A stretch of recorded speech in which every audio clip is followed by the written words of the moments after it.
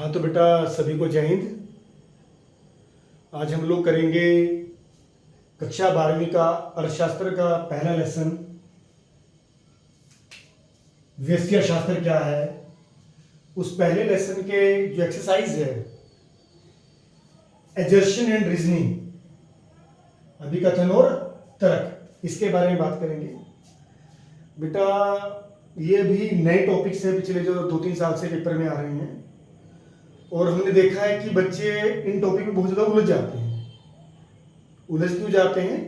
क्योंकि उनको चैप्टर का पूरा ज्ञान होता नहीं है। जो एजर्शन वाले क्वेश्चन है, एजर्शन और रीजनिंग वाले क्वेश्चन है बेटे, आसानी से आप तभी इन प्रश्नों के हल कर पाएंगे जब आपको पूरे चैप्टर का अच्छी तरह से भलीभांति ज्ञान हो। ठीक है, कोशिश करता हूं मैं समझाने की, उम्मीद है आपको आसानी समझ में आ जाएंगे।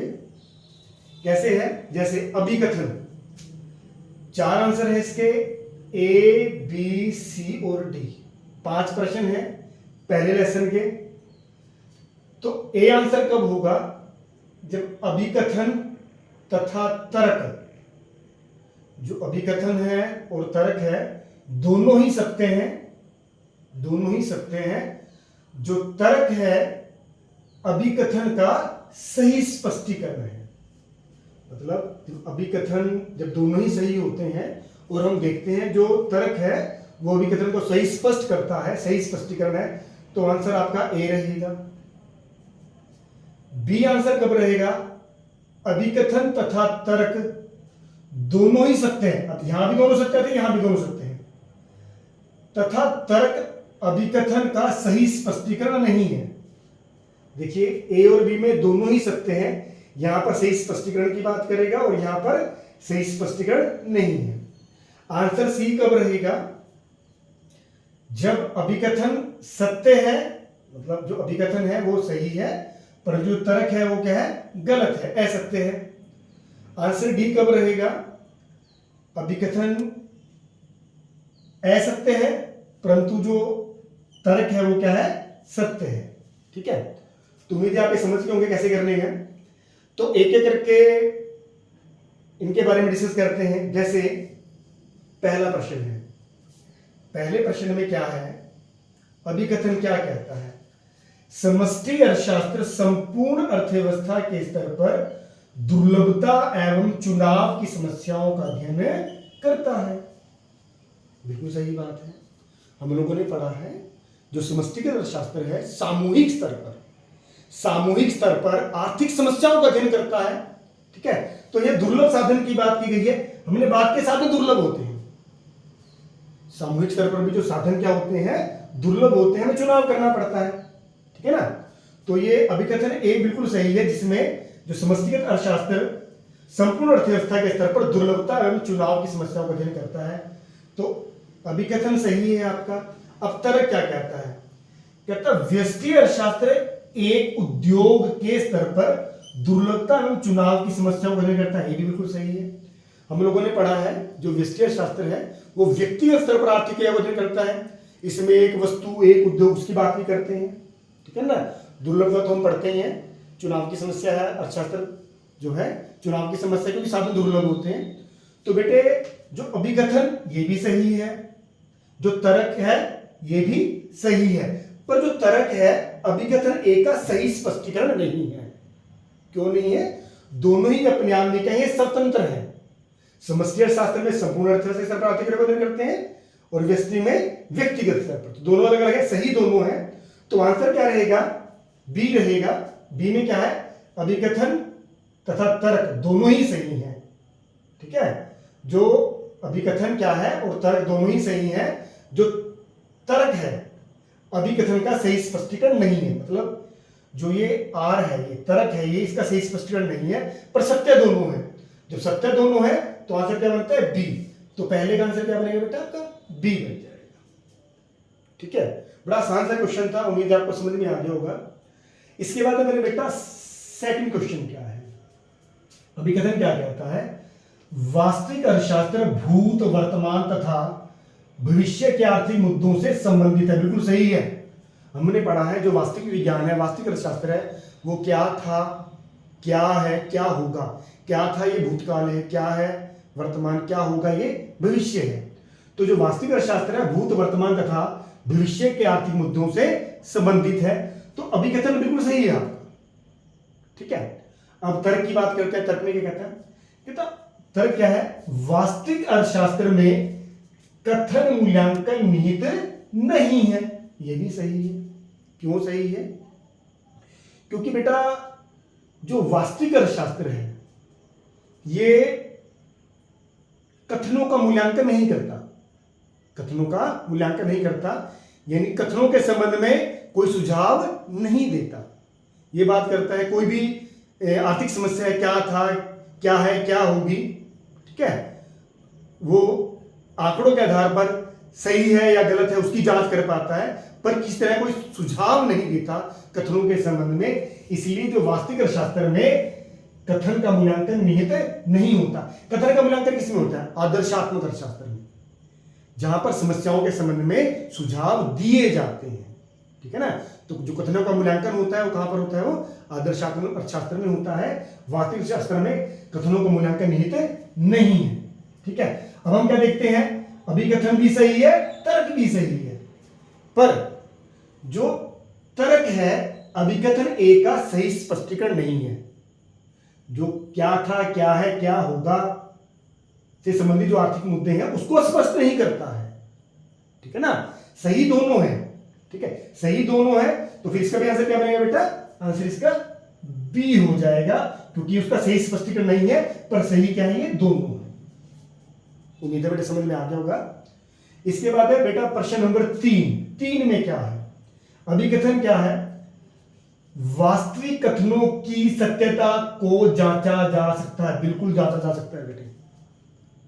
आंकड़ों के आधार पर जो वास्तविक कथन होते हैं वो सत्य है या सत्य नहीं है, उनकी हम आंकड़ों के आधार पर जांच कर सकते हैं, ठीक है। तर्क क्या है? तर्क बेटे आदर्शात्मक कथनों के कारण विवाद एवं बहस होती है। बिल्कुल सही है ये भी। अब देखिए अभिकथन भी सही है, जो तर्क आर है ये भी क्या है? सही है, पर ये दोनों अलग अलग है, ठीक है ना। जो अभिकथन है उसका सही स्पष्टीकरण तर्क ये नहीं है, ठीक है ना। मतलब जो तर्क दे रखा है इन्होंने वो ए का सही स्पष्टीकरण नहीं है, दोनों ही ये अलग अलग मुद्दे हैं। बात समझ में आ रही है? वास्तविक कथनों में सत्यता की जांच आप कर सकते हैं, बिल्कुल सही। इसके बाद क्या है? आदर्शात्मक कथनों का विवाद है, बहस होता है, ये भी सही है, पर ये अभिकथन का सही स्पष्टीकरण नहीं है, पर दोनों सही हैं, इसलिए इसका आंसर भी क्या रहेगा बेटा? बी रहेगा, ठीक है। पहले का भी बी है, दूसरे का भी और तीसरे का भी। अब है बेटे प्रश्न नंबर 4 में क्या बात करते हैं? स्वतंत्र अर्थव्यवस्था में उपभोक्ता अपनी पसंद के अनुसार वस्तुएं खरीदता है। बिल्कुल सही है, ठीक है। पहले मैं बात बोलता हूं स्वतंत्र अर्थव्यवस्था क्या होती है। बेटे 3 तरह की अर्थव्यवस्थाएं होती हैं। कौन कौन सी होती हैं? पूंजीवादी अर्थव्यवस्था, जिसको हम लोग स्वतंत्र अर्थव्यवस्था कहते हैं। पूंजीवादी अर्थव्यवस्था क्या होती है? जिसमें उत्पादन के साधनों पर निजी पूंजीपतियों को स्वामित्व होता है। क्या उत्पादन करना है, कैसे उत्पादन करना है, किसके लिए उत्पादन करना है, ये सभी निर्णय कौन लेगा? निजी पूंजीपति लेगा, ठीक है ना।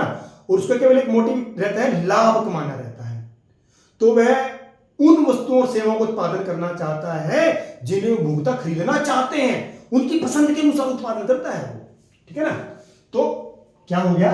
स्वतंत्र अर्थव्यवस्था में उपभोक्ता अपनी पसंद के अनुसार वस्तुएं खरीदता है। बिल्कुल सही है ये पूंजीवादी अर्थव्यवस्था है, ठीक है। उपभोक्ता की पसंद के अनुसार ही उत्पादक वस्तु को उत्पादन करता है। अब तर्क क्या है यहां पे? मिश्रित अर्थव्यवस्था में उपभोक्ता प्रभुत्व नहीं होता। गलत है ये। गलत क्यों है? अभी हमने बात की है पूंजीवादी अर्थव्यवस्था की। पूंजीवादी अर्थव्यवस्था क्या होती है? पूंजीवादी अर्थव्यवस्था वह अर्थव्यवस्था जिसमें उत्पादन के साधनों पर निजी पूंजीपतियों का अधिकार होता है। क्या उत्पादन करना है, कैसे उत्पादन करना है, किसके लिए उत्पादन करना है, सभी निर्णय कौन लेता है? निजी पूंजीपति लेता है। यह स्वतंत्र अर्थव्यवस्था है, ठीक है। वह उन वस्तुओं और सेवाओं को उत्पादन करना चाहता है जिन्हें उपभोक्ता पसंद करते हैं, जिन्हें उपभोक्ता खरीदना चाहते हैं, ठीक है। दूसरी होती है मेरे बेटा समाजवादी अर्थव्यवस्था या केंद्रीकृत अर्थव्यवस्था। यह ऐसी अर्थव्यवस्था है जिसमें उत्पादन के साधनों पर सरकार का आधिपत्य होता है, ठीक है।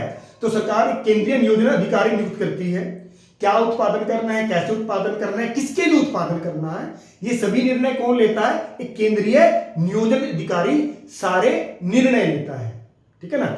यहां पर जिन वस्तुओं और सेवाओं का उत्पादन किया जाता है उसमें लोगों की जो पसंद है उसका प्रभुत्व नहीं होता, ठीक है ना। लोगों की पसंद के अनुसार उत्पादन नहीं होता, ये उन वस्तुओं और सेवाओं को उत्पादन करते हैं जिससे ज्यादातर समाज का कल्याण हो सके, अधिकतर लोगों को लाभ मिल सके। मतलब समाज के कल्याण की बात करता है, सबके लाभ की बात करता है, उपभोक्ता के प्रभुत्व की बात नहीं करता, ठीक है ना। आपके पसंद की वस्तुओं और सेवाओं की बात नहीं करता, ठीक है ना। मिश्रित अर्थव्यवस्था क्या होती है? जहां पर समाजवादी और पूंजीवादी दोनों अर्थव्यवस्था गुण पाए जाते हैं। समझ में आ रही है? जो मिश्रित अर्थव्यवस्था है, पूंजीवादी और समाजवादी। देखिए, आप देखते हैं एक तरफ तो गवर्नमेंट हॉस्पिटल्स होते हैं जो समाजवादी उसका एग्जांपल है, उदाहरण है। ऐसे ही प्राइवेट हॉस्पिटल भी होते हैं मिश्रित अर्थव्यवस्था में, जो लाभ के लिए उत्पादन करते हैं। सरकारी हॉस्पिटल का काम क्या है? कल्याण के लिए सस्ती दर पर इलाज करते हैं, ठीक है ना।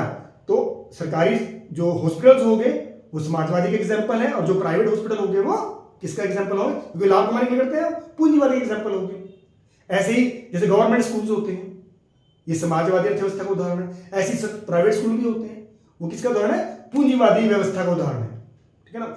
जो प्राइवेट स्कूलों का काम लाभ कमाना रहता है, और जो गवर्नमेंट स्कूल होते हैं वो समाज के कल्याण के लिए काम करते हैं, ठीक है ना। तो जब हमने क्या बात की है, ये तो हमारा सही था, स्वतंत्र व्यवस्था में उपभोक्ता अपनी पसंद के अनुसार उसको खरीदेगा, बिल्कुल सही है। दूसरा क्या है, तर्क क्या है? मिश्रित अर्थव्यवस्था में उपभोक्ता प्रभुत्व नहीं होता, बिल्कुल गलत है ये, क्योंकि उपभोक्ता का प्रभुत्व होता है। यहां पर पूंजीवादी या निजी कंपनियां भी होती हैं जो लोगों की पसंद के अनुसार उत्पादन करती है। तो 4 में क्या हो गया हमारा? अभिकथन सही है, जबकि जो तर्क क्या है? गलत है। आंसर क्या बनेगा? आंसर बनेगा बेटे इसका, हाँ, ये अभिकथन ए सत्य है परंतु तर्क आर क्या है? असत्य है, ठीक है। तो 4 का आंसर क्या बन जाएगा आपका? सी बन जाएगा। उम्मीद है बेटे अभी समझ में आ गया होगा आपको। इसके बाद मेरे बेटा प्रश्न नंबर 5, अभिकथन क्या है? कहता केंद्रीय योजनाबद्ध अर्थव्यवस्था में उपभोक्ता संप्रभुता को बनाए नहीं रखा जा सकता। केंद्रीय योजनाबद्ध अर्थव्यवस्था में उपभोक्ता संप्रभुता को बनाए नहीं रखा जा सकता, बिल्कुल सही है। क्यों? क्योंकि वो उपभोक्ता की संप्रभुता की बात नहीं करता, वो समाज के कल्याण की बात करता है। अभी मैंने बताया ना, किन वस्तुओं और सेवाओं को उत्पादन होगा वो केंद्रीय नियोजन अधिकारी निर्णय लेता है, ठीक है ना। वो उपभोक्ता की संप्रभुता की बात नहीं करता, वो उन वस्तुओं और सेवाओं को उत्पादन करेगा जिससे समाज का अधिकतर कल्याण होता है, ठीक है। तो उपभोक्ता की संप्रभुता को आप नहीं बना सकते, अभिकथन ए आपका सही है, ठीक है। अब तर्क क्या है? केंद्रीय प्राधिकरण यह तय करता है कि नियंत्रित अर्थव्यवस्था में लोगों के लिए कौन सी वस्तुओं का उत्पादन किया जाना है, बिल्कुल सही है। अब अभिकथन सही है, तर्क भी सही है, और जो तर्क है उसका सही स्पष्टीकरण है। बात समझ में आ रही है? अभिकथन ए भी सही है और तर्क भी सही है। जो तर्क है उसका सही स्पष्टीकरण करता है, क्योंकि जो उपभोक्ता की जो संप्रभुता है उसको आप क्यों नहीं बना सकते? क्योंकि जो केंद्रीय प्राधिकरण होता है, जो केंद्रीय सेंट्रल अथॉरिटी होती है, वो डिसाइड करती है नियंत्रित अर्थव्यवस्था में, समाजवादी अर्थव्यवस्था में, कि किन वस्तुओं सेवाओं का उत्पादन किया जाना है। तो चौथे पर जो 5वां प्रश्न है बेटे, इसका आंसर क्या बनेगा आपका? ए बनेगा। यानी कि अभिकथन ए सही है और तर्क उसका सही स्पष्टीकरण है, ठीक है बेटा। उम्मीद है मेरे बेटा आपको ये जो 5 एजेशन हमने करवाई है, एजेशन एंड रीजनिंग, आपको समझ में आई होगी, ठीक है। जब हमारा सेकंड चैप्टर हो जाएगा फिर हम उसकी भी करवा देंगे। धन्यवाद।